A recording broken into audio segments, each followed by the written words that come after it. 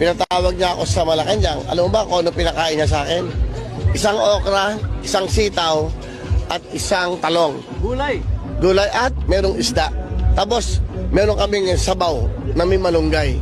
Sabi niya, ayaw niya na kumakain ng steak sa Malacanang dahil masyadong mahal. Sinabi niya sa akin yan. Totoo yun. O yun, ayaw niya. Sabi niya, pasensya ka na, ayaw namin gumastos ng malaki. Dahil, alam mo naman, syempre, nakakaya. Kumakain tayo ng masarap, marami naghihirap. So, nung mula nun, sabi ko, ibang klase, saka ayaw niya magpatawag na presidente siya, mayor lang ako. Syempre, nadagdagan yung respeto mo. Saka nakilala ko Kahit anong gawin nilang paninira, kahit anong gawin nilang kwento-kwento, walang naniniwala. Sapagkat si Pangulong Rodrigo Roa Duterte ay hindi isang kwento. Siya ay katotohanan. Nangyari. Nung naupo siya, tingnan ninyo.